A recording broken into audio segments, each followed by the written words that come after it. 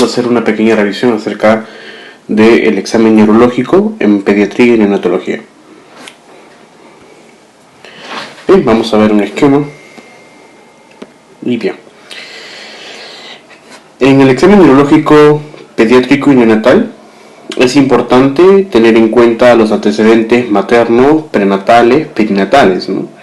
Ya que los antecedentes maternos, por ejemplo, puede haber influencia de la utilización de fármacos, de la historia clínica obstétrica, por ejemplo, alguna afección, alguna infección, alguna enfermedad, algún traumatismo, algún evento que pueda provocar una implicancia en el desarrollo o la función neurológica del niño al nacer. En los antecedentes prenatales es importante porque puede influir algunas malformaciones congénitas que se detectan tanto en etapa prenatal como en etapa previa al parto, ¿no? En este caso, durante el último examen del control materno. Y en la etapa perinatal pueden haber problemas que pueden surgir en el momento del parto o en el posparto inmediato, ¿no? Como por ejemplo la asfixia por aspiración de meconio, la asfixia por ejemplo, circular de cordón, etc. La inconsciencia que puede ser provocada por situaciones de hipoxia grave o de hipoxia con mucho tiempo de evolución, los procesos apneicos relacionados con la prematuridad, los procesos apneicos relacionados con afecciones neurológicas post-hipóxicas o problemas de hipercapnia, ¿no? De los niños, por ejemplo, que sufren síndrome de aspiración de líquido meconial, tienden a ser hipercapnias por mayor colección del oxígeno, es decir, ¿no? en este caso que forma atelectasias, pero que el oxígeno es ocupado por meconio y el volumen residual funcional al final termina aumentándose y el espacio muerto también, de tal manera que aumenta la cantidad de CO2 y eso puede provocar periodos apneicos. Y definitivamente la prematuridad puede condicionar algún aspecto neurológico deficiente, ¿no? Relacionado sobre todo a la inmadurez del sistema neurológico. Por otro lado, es muy importante que en el examen neurológico pediátrico neonatal se tenga en cuenta el orden de la historia clínica, ¿no? El orden de la historia clínica inicia primero con una exploración física general, posterior a la anamnesis, ¿no? De poder saber cómo son las condiciones en las cuales el niño se encuentra. Si es que es un recién nacido, nosotros tenemos que inicialmente evaluar mediante el examen físico después de la recepción del niño, un examen físico inmediato, un examen físico que es más focalizado y está orientado a poder encontrar alguna malformación o la respuesta inmediata al niño mediante el examen de Apgar. En la exploración física general nos vamos a permitirnos observar anomalías y malformaciones, ¿no? Esa es la base del examen físico general en la etapa inmediata del nacimiento. Por otro lado, los antecedentes familiares de patologías neurológicas especialmente, ¿no? Es importante para saber si son congénitas o adquiridas o están relacionadas con la edad en no familiares. Muchas veces algunas implicancias familiares, especialmente en hermanos que nacen con problemas neurológicos, pueden condicionar que el niño tenga también algún problema neurológico si se trata sobre todo de problemas congénitos, ¿no? Por ejemplo, relacionadas con malformaciones, relacionadas con síndromes que pueden implicar alguna deficiencia neurológica y que puede ser vista tanto en el nacimiento o en el periodo inmediato al nacimiento como posterior a las 12 horas en donde empieza la manifestación siguiente al despertar del niño, ¿no?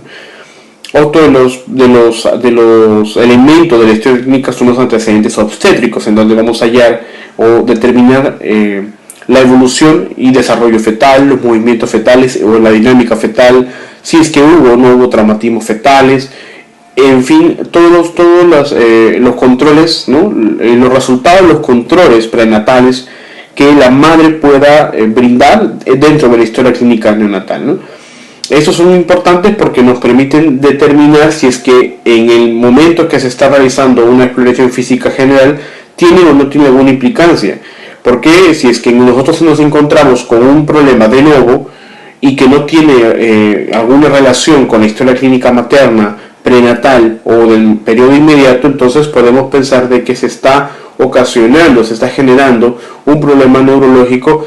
Puede ser asociado al metabolismo, ¿no? Como por ejemplo la hipoglucemia, que condiciona cierto grado de inconsciencia en el niño, o hipoactividad, o simplemente relacionado con la prematurez, o problemas en este caso sistémicos o musculares o neuromusculares, etc. Entonces eso va a condicionar cómo va a guiarnos en el examen neurológico, cómo va a guiarnos en el diagnóstico neurológico, para poder determinar si es una enfermedad directamente del sistema neurológico o tiene alguna implicancia subyacente que pueda recuperarse y recuperar también la función neurológica óptima.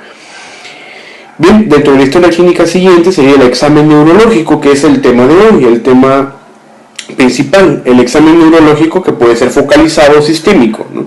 Puede ser focalizado en el momento del nacimiento. Es importante porque si nosotros observamos directamente alguna malformación o observamos que el niño en el momento del nacimiento, en el primer minuto donde se está analizando su respuesta y adaptación inmediata, tiene un hablar deficiente, entonces el examen es focalizado y es orientado a poder, si es que no tiene alguna implicancia con los signos vitales y que amerita reanimación, alguna malformación. O puede ser sistémico si se desea relacionar el problema que se ve o que se observa. En este caso puede ser la inconsciencia, normalmente en el periodo inmediato, excepto que sea una malformación, con otro elemento asociado en el niño, especialmente de órganos, ¿no? Estamos acá hablando de problemas que, por ejemplo, problemas neurológicos asociados también a problemas gastrointestinales, ¿no? Especialmente en las malformaciones de la línea media, ¿no? Acá podemos identificar anomalías cutáneas también de origen neurológico, dismorfias asociadas, etc. En este examen neurológico se debe tener en cuenta el ambiente en donde se realiza, ¿no? Si es en el periodo inmediato al nacimiento, deberá ser en la cervocuna o en la cuna radiante, en donde se va a evaluar al niño, porque tenemos que ver, tenemos que conocer y tenemos que respetar de que el ambiente influye mucho en la función neurológica inmediata. Un ambiente frío puede condicionar a mayor desgaste energético y cuyas respuestas en el niño van a ser cada vez menores, ¿no? Esto es porque se puede fomentar una hipoglucemia, lo cual condiciona cierto grado de inconsciencia en el niño o pérdida de la vigorosidad. Y esto nos puede confundir hacia una hipotonía y pensar en algún problema neurológico, y sin embargo está pasando por un problema más que todo metabólico o energético. También considerar si los padres son colaboradores o no. En el caso de los niños mayores, los padres deben colaborar mucho porque ellos son los que nos van, uno, a informar sobre los problemas que tiene el niño, o dos, de poder hacer que el niño colabore en la entrevista, si es un niño grande. Si es un niño pequeño, pues los padres deberán colaborar para saber si es que los padres han identificado algún problema. Si son padres primerizos, mucho peor sería el caso, porque nosotros tenemos que interpretar lo que los padres nos dicen o lo que los padres entienden del problema de su niño. La empatía y el juego y las herramientas y TEDs, ¿no? La empatía y juego va a depender mucho de nosotros, más que todo con niños grandes, porque nos va a permitir poder entablar una relación óptima con el niño y mejorar la fluidez del examen. Por otro lado, las herramientas y los tests, que son lo esencial en el examen neurológico, ¿no? Por ejemplo, el martillo, tener a la mano el oftalmoscopio, el pantoscopio, etcétera, para poder hacer exámenes neurológicos. Y la búsqueda de información concisa, recuerden de que los niños menores de 5 años de por sí son poco colaboradores. Si tenemos un niño colaborador, excelente, pero los niños menores de 5 años suelen ser poco colaboradores. Entonces tenemos que buscar información concisa, buscar información rápida que nos permita dar información y orientar rápidamente el diagnóstico y el tratamiento inmediato. Y si es que hay que derivar al neurólogo pediatra, mucho más, ¿no? Y también tener en cuenta el orden y la secuencia del examen. Entonces empezamos. Antes de continuar, dentro de los elementos de la historia clínica también están los antecedentes perinatológicos, ¿no? Como los registros cardiotocoecográficos, el examen de líquido amniótico si es que tuvo alguna implicancia. Por ejemplo, en los niños con síndrome de aspiración de líquido meconial es necesario saber cómo está el líquido amniótico y si es que el líquido amniótico puede determinar al menos cuántos días o cuánto tiempo estuvo el niño aspirando el líquido amniótico, porque puede influir, ¿no? Y mucho más si los niños con aspiración de líquido meconial tienen depresión del sistema nervioso y ameritan reanimación. Entonces tenemos que tratar de investigar el tiempo, porque dependiendo de eso es la duración también del tratamiento de recuperación. Las características de la placenta, el Apgar, ¿no? El Apgar al minuto y a los 5 minutos son muy importantes porque permiten determinar la necesidad o no de reanimación, y también un pronóstico en el examen neurológico. Un niño con Apgar de 10 o 9 o 10 al primer y al quinto minuto es un pronóstico muy bueno, pero niños menores de 7, tanto al primer como al quinto minuto, puede tener algún predictor de deficiencia neurológica, ya sea asociada a problemas metabólicos o ya sea asociada a problemas morfológicos neurológicos. Los datos antropométricos son muy importantes porque los niños con bajo peso al nacer pueden tener cierto grado de inmadurez neuromuscular. Entonces eso nos puede ir orientando a un diagnóstico específico del sistema neuromuscular, más no un diagnóstico morfológico del sistema nervioso o metabólico. Por otro lado, los resultados del cribado, ¿no? Los niños con hipo o hipertiroidismo que nacen con este problema o que van desarrollando y que regresan a la consulta con un resultado desfavorable después del cribado, ¿no? Especialmente relacionado con los problemas de tiroides, entonces puede tener alguna implicancia sobre el sistema nervioso central, específicamente la deficiencia del mismo, ¿no? Los hitos del desarrollo también es muy importante después del primer mes, porque permite evaluar la evolución del niño y su relación con el entorno, ¿no? Aquí vamos a ver, por ejemplo, los niños cuyos padres trabajan, que se quedan con la abuela o que se quedan en la guardería y que no tienen un adecuado seguimiento y estimulación, pues puede también confundir en el diagnóstico cuando estamos tratando sobre todo el retraso psicomotor, ¿no? O en los niños que nacen con problemas neurológicos como parálisis cerebral infantil, y que no reciben estímulo porque ambos padres trabajan, o porque la madre es soltera, o porque la madre murió y el padre se queda solo, etc. Entonces también puede llegar a Entonces, en los hitos del desarrollo, en los niños normales, los hitos de desarrollo nos permiten evaluar la evolución y su relación con el entorno. Además, las enfermedades o problemas padecidos y la enfermedad actual o motivo de consulta también son elementos que van a estar incluidos dentro de la historia clínica. Bien, dentro de la secuencia o el orden del examen se debe tener en cuenta primero, por ejemplo, los signos vitales y el Apgar. Los signos vitales, ¿por qué? Porque podemos encontrar bradicardia, bradipnea, cianosis o hipotermia, y esto puede estar asociado al déficit de conciencia. O por otro lado, podemos encontrar a un niño taquipnéico, taquicárdico o hipertérmico, y se puede asociar a agitación del sistema nervioso.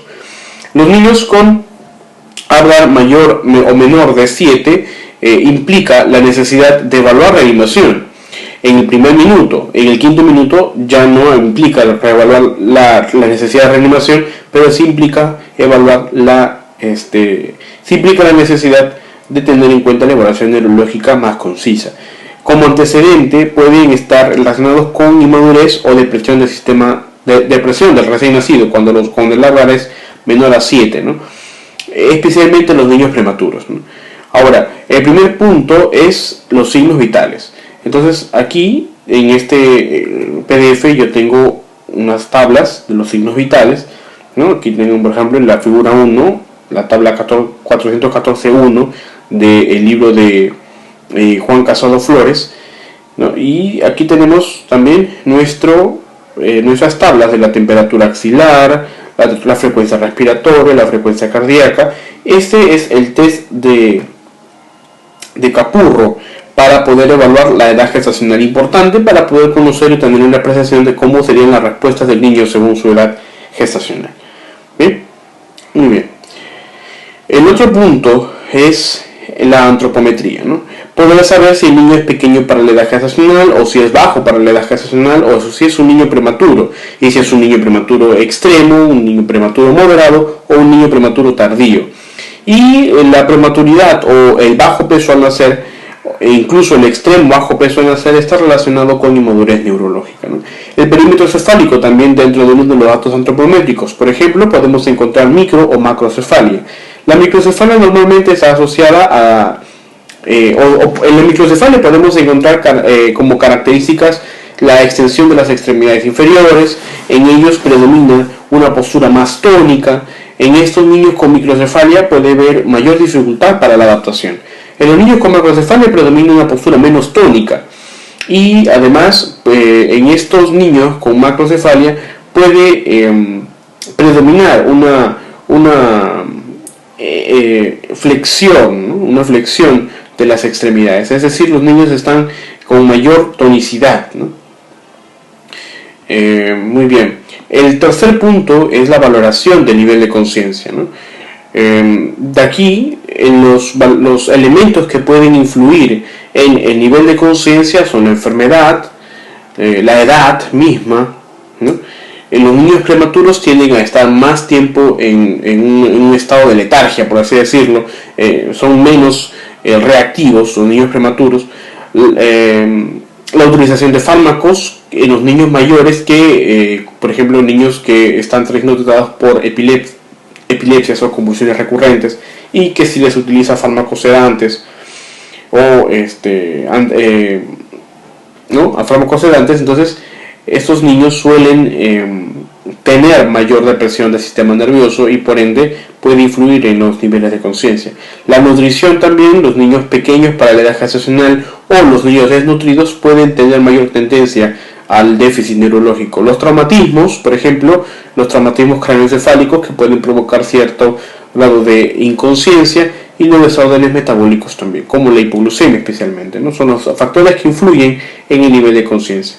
En el recién nacido, el APGAR es una escala que identifica si el niño está consciente o inconsciente, solamente dos cosas, ¿no? Si el niño está inconsciente, entonces se evalúa la necesidad de reanimar.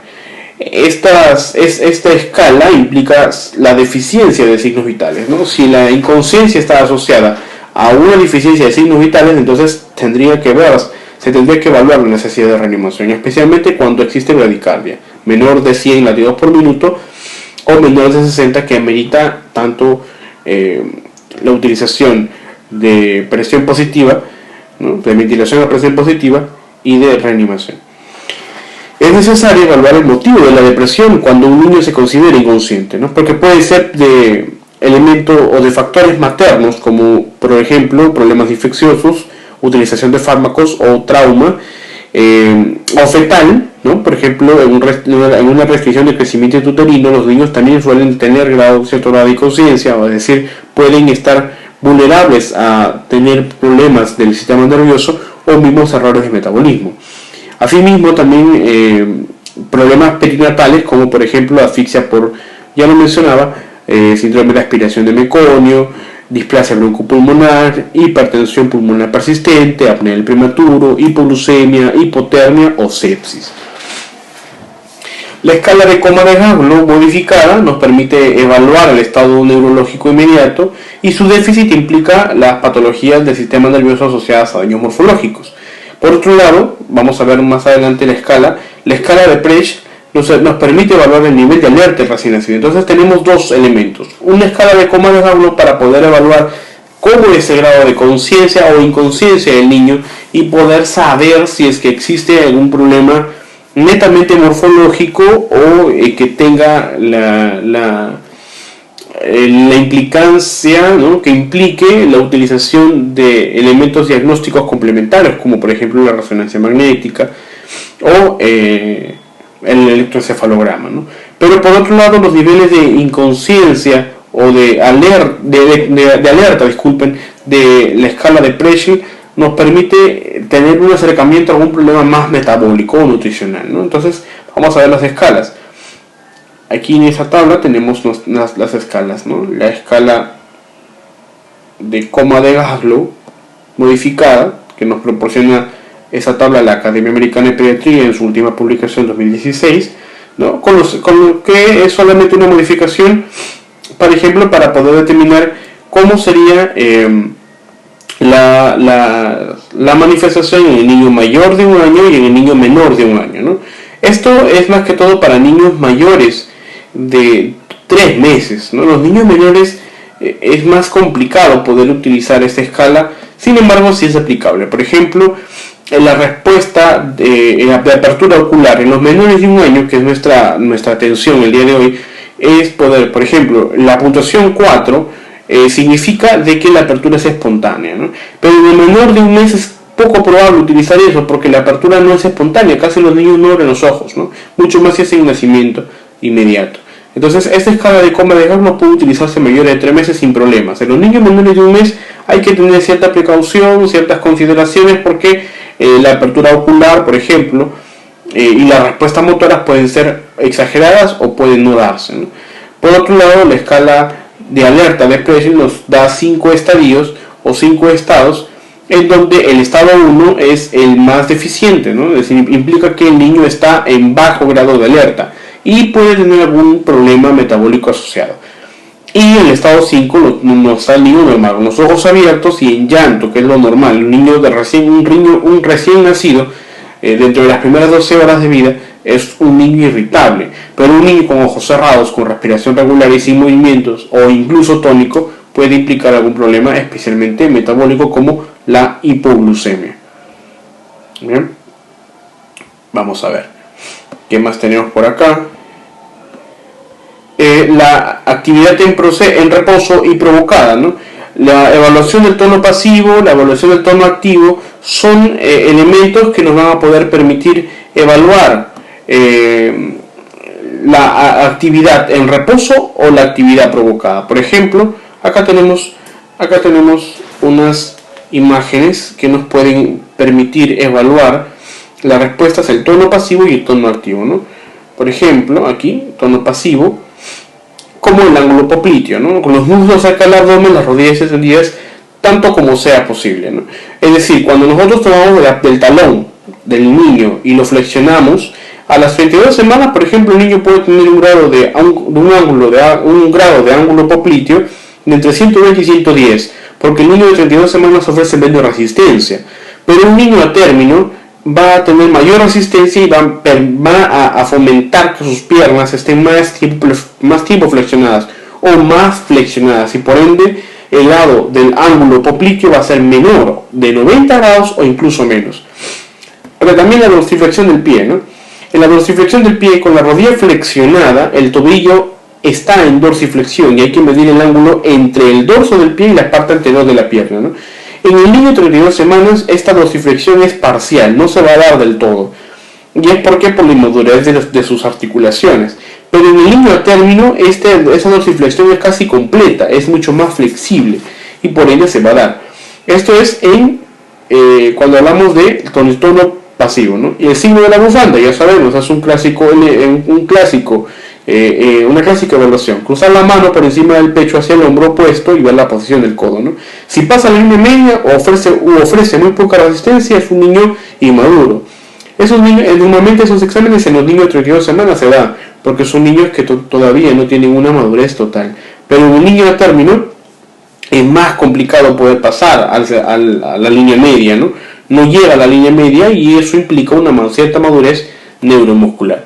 En el tono activo, aquí hay, por ejemplo, otros exámenes, por ejemplo, la reacción de enderezamiento, que es normal. El niño mayor a las 38 semanas o 40 semanas, es decir, un niño de término, tiende a enderezarse luego que sostienen por debajo de las axilas al niño.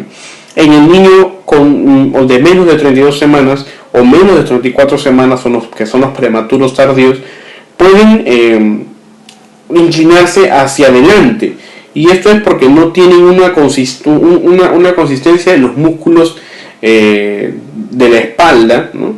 Como por ejemplo el trapecio, el longísimo o el multífido. Son músculos que no tienen todavía el tono suficiente o la fuerza suficiente para sostener la columna, y por ende son más o menos tónicos. El tono flexor cervical, cuando lo sostenemos de los hombros o de las manos y lo llevamos hacia la posición de acostado a sentado, los niños menores o los niños inmaduros suelen mantener la cabeza hacia atrás, ¿no? No mueven la cabeza. Son niños que parecen trapitos, ¿no? Como le decimos, los niños de trapo. Los niños más grandes, de 40 semanas, o los niños considerados a término mayor a 37 semanas, o los niños considerados maduros, esos niños sí mantienen fija la cabeza, y cuando uno levanta de los hombros o levanta de las manos, la cabeza va a estar con mayor consistencia, ¿no? Y la suspensión ventral también, ¿no? Los niños, una vez que los colocamos, por ejemplo, en nuestra cara anterior de nuestro brazo, simulando estar echados como lo hacen, por ejemplo, los osos perezosos, estos niños inmaduros suelen tener los brazos extendidos, ¿no? Muy poco tónicos. Los niños mayores no, suelen hacer flexión tanto de los brazos como de las piernas, ¿no?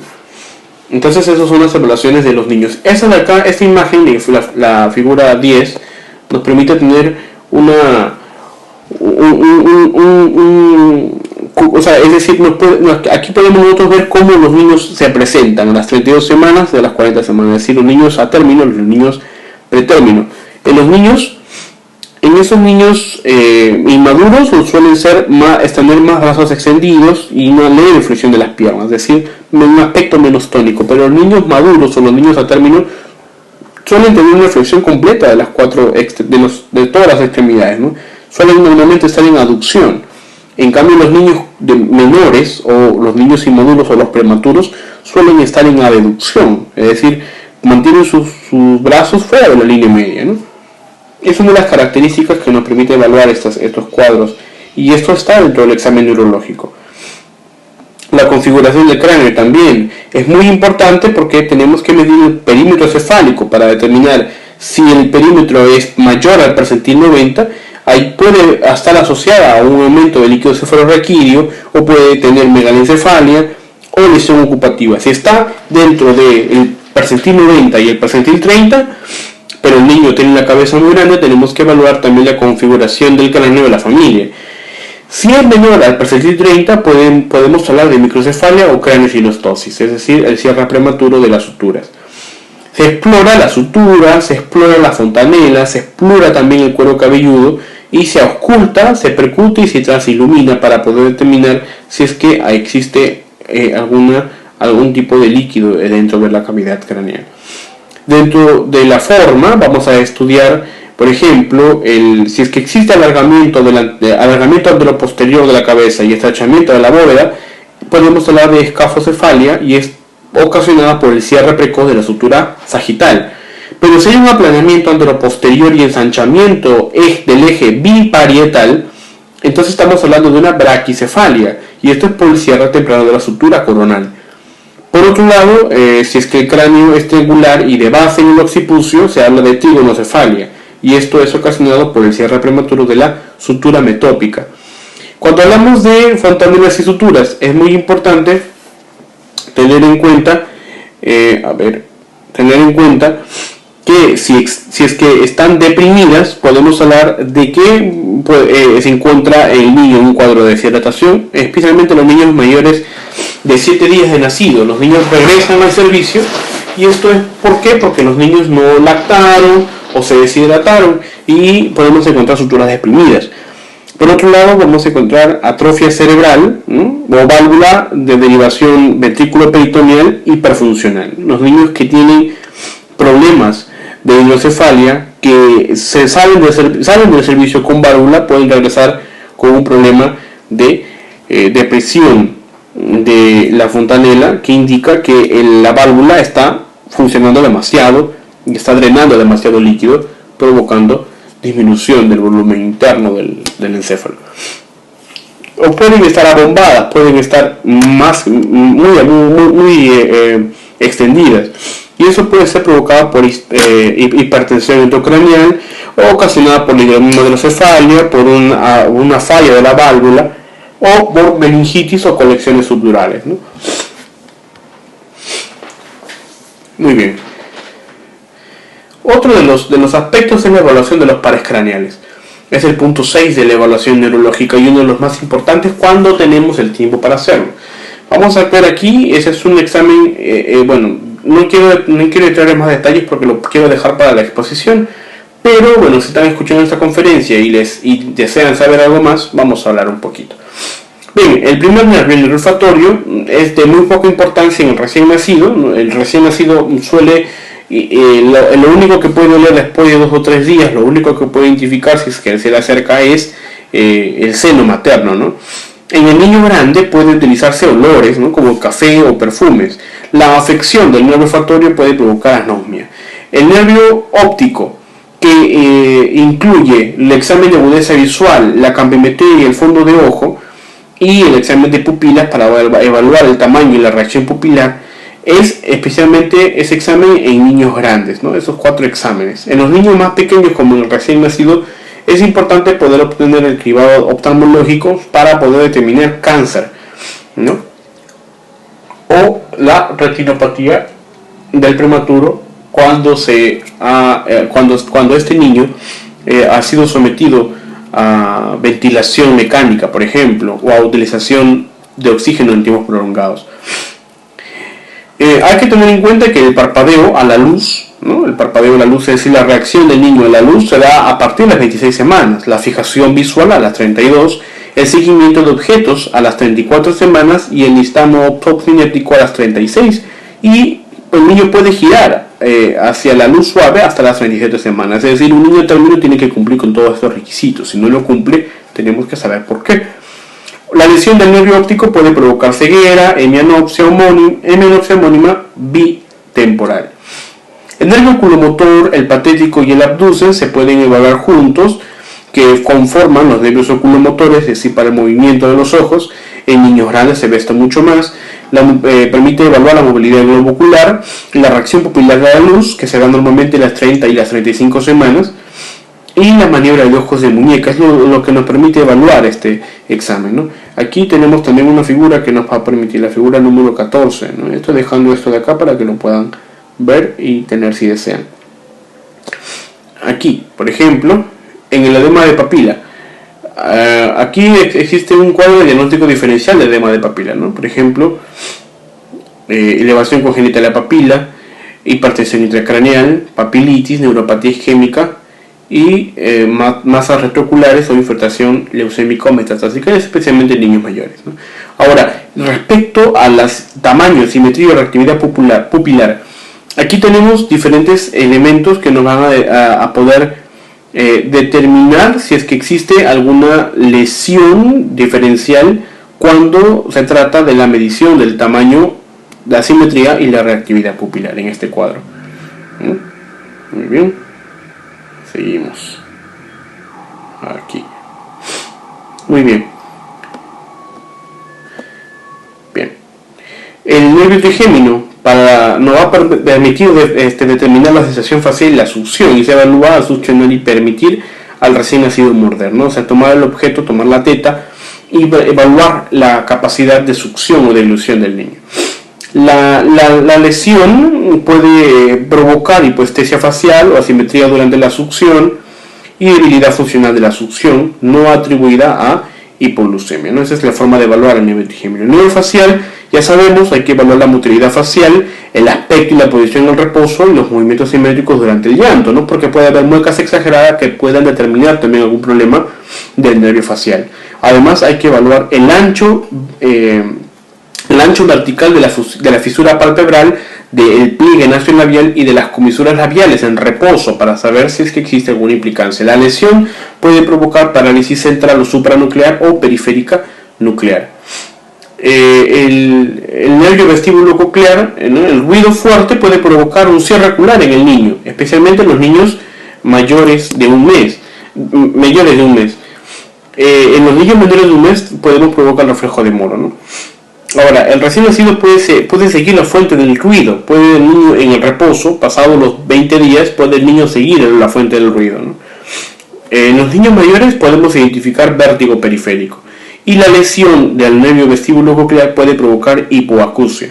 El nervio glosofaringeo y el vago se evalúan juntos y se evalúan también junto con el nervio el nervio quinto, que es el trigémino, el séptimo, que es el facial, el glosofaringio y el nervio 12, que es el hipogloso.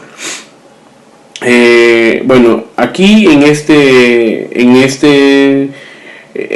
nervio, en este examen del nervio glosofaringio y vago, se va a evaluar también la succión y la deglución, ¿no? Recuerden que este reflejo de succión y deglución está desde la semana 32, empieza desde la semana 28, pero el reflejo sincrónico se da de las 32 hasta las 34 semanas.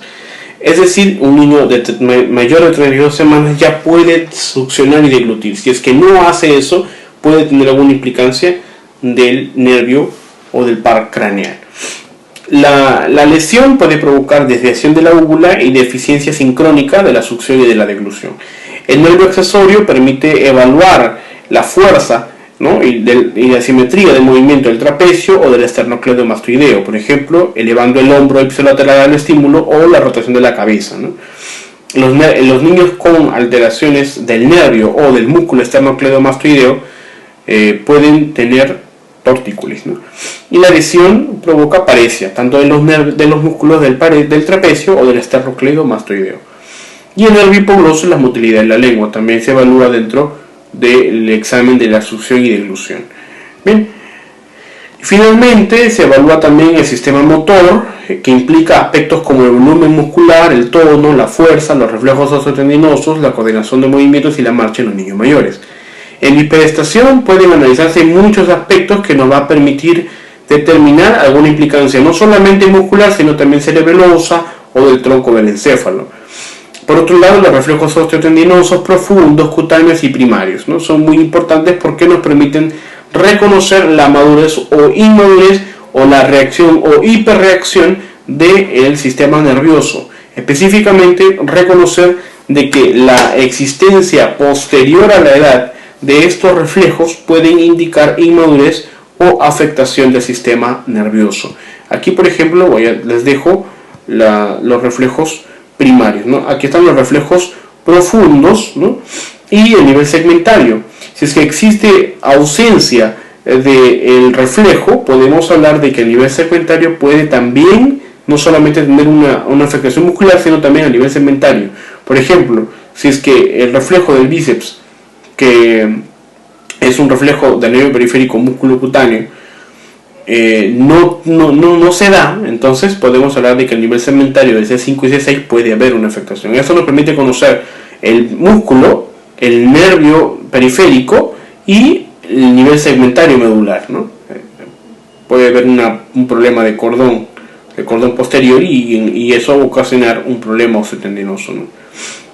Los reflejos cutáneos también, de la misma forma, por ejemplo el reflejo corneal a nivel de la protuberancia, los reflejos de los músculos abdominales entre el torácico 7 y el lumbar 2, etc., ¿no?